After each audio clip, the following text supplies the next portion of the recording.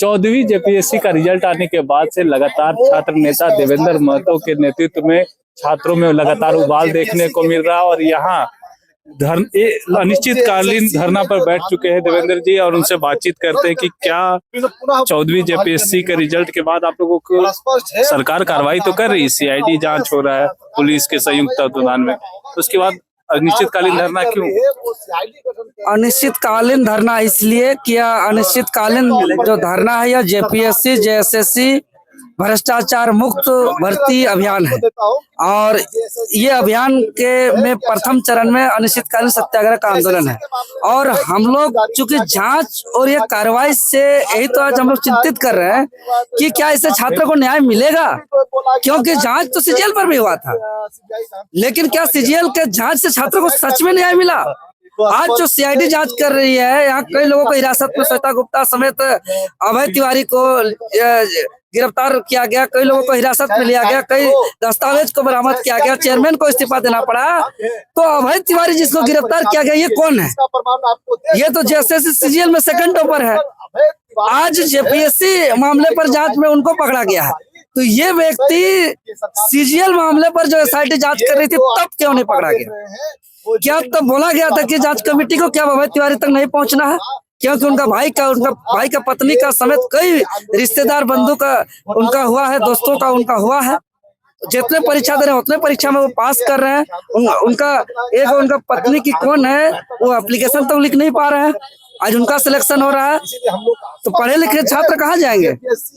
जो वर्षों से किताब में अपना सपना तलाश रहे वो बच्चे कहाँ जाएंगे? इसलिए आज का जो मेरा आवाज है यह देवेंद्र नाथ महतो का आवाज नहीं है, ये उन लाखों युवाओं का आवाज है जो वर्षों से अपना सपना किताबों में तलाश रहे हैं।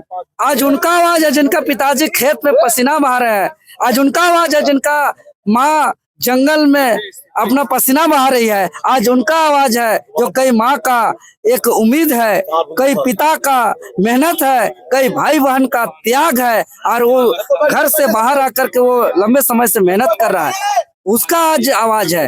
एक स्टूडेंट का काम क्या है? उसका काम कभी धरना प्रदर्शन सत्याग्रह लाठी एफआईआर ये सब काम नहीं है।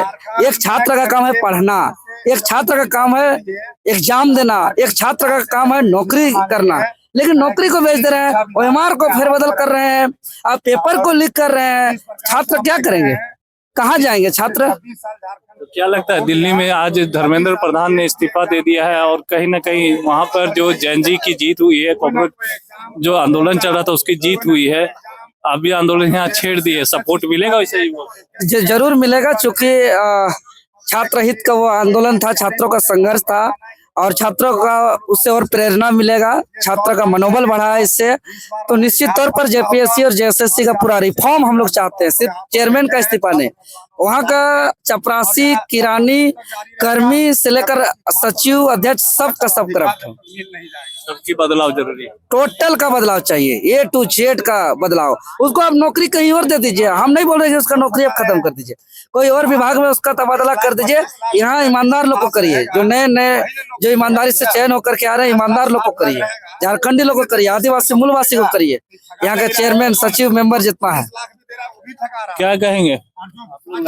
किसी बोलेंगे कि बहुत हो गया अत्याचार वीर परिवार आपके द्वारा, और हम लोग ऐसे ही बोलेंगे कि जिस तरह से धर्मी कर रही है तो इनको भी जांच का विषय होना चाहिए और ऐसा जांच को हर एक सिस्टम में एक नए लोगों को क्या बोलते हैं उसको बहाली होना चाहिए, नए लोगों का बात सुनना चाहिए। जिस तरह से झारखंड में युवाओं का सपना को तोड़ा जा रहा है, उनकी सपनों को अपने पैरों के नीचे धांधली करे, जैसे इसको कहते हैं कि पति पत्नी और वो, यानी हम दो हमारे पांच, तो ये 4-5 लोग मिलकर के सरकार चला रही है। उस सरकार को ध्यान देना चाहिए कि हमारे जो झारखंड का जो भविष्य है, झारखंड का जो बच्चे हैं उनके भविष्य का ध्यान दे उनको, और इनकी जो मांगे वो जल्दी से जल्द पूरा हो। मांगे जल्दी से जल्दी, क्या कहेंगे?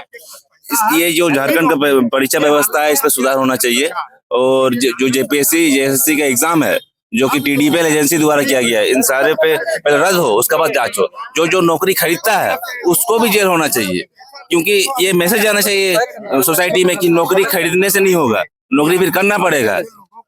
एक बार नौकरी खरीद लिए तो इसका मतलब ये नहीं कि फिर नौकरी करते रहेंगे। कभी भी जांच हो सकता है, नौकरी कभी भी जा सकता है। तो ये अगर डर रहेगा तो नौकरी बेचेगा नहीं, अगर कस्टमर ही नहीं रहेगा तो दुकानदार भी नहीं रहेगा। क्या लगता है, आप युवा हैं, हम भी स्टूडेंट है, पढ़ाई छोड़ के यहाँ पे आए हैं।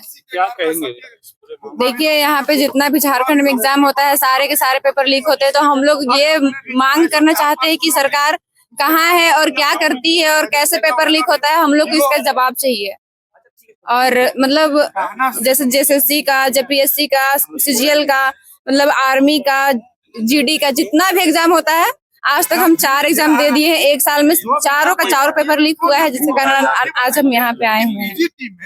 एग्जाम लिखते रहे, पेपर लीक होता रहा और धरने देने की अब नौबत आ गई है, क्योंकि नौकरी नहीं मिल रहा है तो आंदोलन तो करेंगे ही। और आंदोलन का ये रूपरेखा झारखंड की राजधानी रांची के बापू वाटिका का है, जहां पर जेपीएससी के मामले को लेकर जो है से एक बार फिर छात्र नेता देवेंद्र महतो के नेतृत्व में यहाँ धरना चल रहा है। अब देखना होगा कि यह धरना भी क्या दिल्ली की तरह बदलाव ला पाएगा। सहयोगी रिजवान के साथ मैं संजीत कोयलांकर, संवाद रांची।